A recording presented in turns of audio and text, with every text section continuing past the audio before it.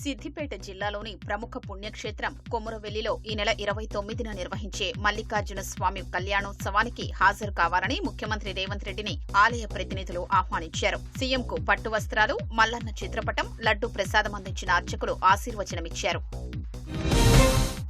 వేములవాడ రాజరాజేశ్వర స్వామి దేవస్థానానికి చెందిన కోడెలు కబేలాలకు తరలిన అంశాన్ని సిట్టింగ్ జడ్జితో విచారణ చేయించాలని బీఆర్ఎస్ నాయకుడు రాకేష్ రెడ్డి డిమాండ్ చేశారు. కబేలాకు తరలిన గోవుల ఆత్మశాంతి కోసం బీఆర్ఎస్ ఆధ్వర్యంలో వేములవాడలో శాంతి హోమం నిర్వహించారు. ఈ ఘటన వెనుకున్న మంత్రి కొండా సురేఖను కేబినెట్ నుంచి బర్తరఫ్ చేయాలని రాకేష్ రెడ్డి డిమాండ్ చేశారు. గ్రామ పంచాయతీ, ఉద్యోగ, కార్మిక సంఘాల జేఏసీ ఆధ్వర్యంలో హైదరాబాద్ ఇందిరా పార్క్ వద్ద ధర్నా నిర్వహించారు. బకాయిలు చెల్లించడం సహా జీవో నంబర్ 60 ప్రకారం వేతనాలు ఇవ్వాలని డిమాండ్ చేశారు. సూర్యాపేట జిల్లా హుజూర్నగర్ పరిధిలో మల్టీపర్పస్ గ్రామ పంచాయతీ కార్మికుల్ని పోలీసులు ముందస్తుగా అరెస్టు చేశారు. జీవో నంబర్ 51ని రద్దు చేయాలని, నెలకు 18,000 రూపాయలు ఇవ్వాలని డిమాండ్తో అసెంబ్లీ ముట్టడి చేపట్టగా ఎక్కడికక్కడ అదుపులోకి తీసుకున్నారు.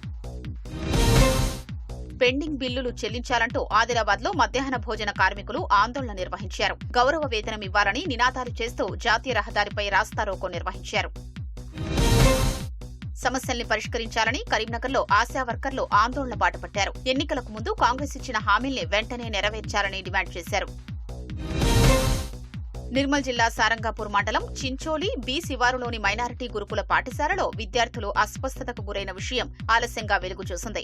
వాంతులు, విరేచనాలతో 35 మంది విద్యార్థులు ఇబ్బంది పడగా జిల్లా ఆసుపత్రికి తరలించి వైద్యం అందించారు. హాస్టల్లో కూడా మెడికల్ క్యాంపు నిర్వహించి చికిత్స చేశారు. మేడ్చల్ జిల్లా కీసర మండలంలోని మహాత్మా జ్యోతిబా పూలే బాలికల వసతి గృహం వద్ద బీజేపీ నాయకులు ఆందోళనకు దిగారు.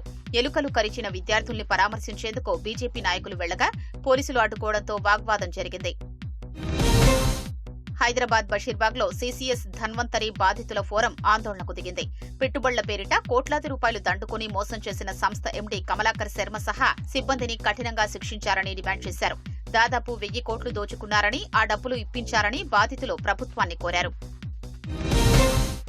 మేడ్చల్ జిల్లా కుత్బుల్లాపూర్, బౌరంపేట్, డాలర్ మెడోస్ నివాసితులు రోడ్డు కోసం ధర్నా నిర్వహించారు. రహదారి నిర్మించడంతో పాటు తగిన సౌకర్యాలు కల్పించాలని విజ్ఞప్తి చేశారు.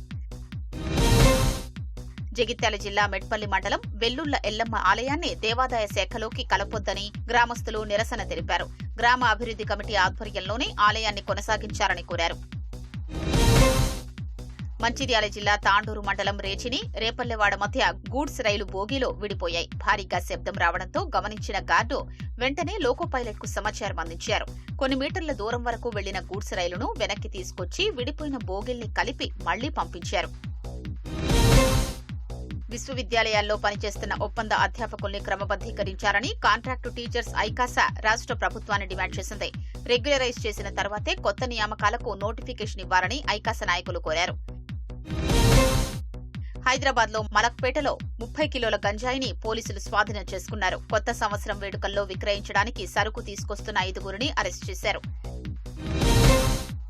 రైల్లో గంజాయి సరఫరా చేస్తున్న అంతర్రాష్ట్ర ముఠా సభ్యుణ్ణి సికింద్రాబాద్ రైల్వే పోలీసులు అరెస్టు చేశారు.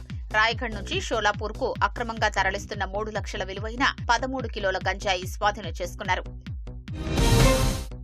దివికేగిన ప్రఖ్యాత తబలా విద్వాంసుడు జాకీర్ హుస్సేన్ కు సంగారెడ్డి జిల్లా నారాయణఖేడ్కు చెందిన లీఫ్ ఆర్టిస్ట్ శివకుమార్ వినూత్నంగా నివాళి అర్పించారు. రావి ఆకుపై జాకీర్ హుస్సేన్ చిత్రాన్ని వేశారు. నల్గొండ జిల్లా మిర్యాలగూడలో అక్రమ కట్టడాల్ని అధికారులు కూల్చివేశారు. సబ్ కలెక్టర్ నారాయణ అమిత్ ఆదేశాలతో రెవెన్యూ అధికారులు ప్రభుత్వ భూముల్లో వెలిసిన అక్రమ కట్టడాల్ని నేలమట్టం చేశారు.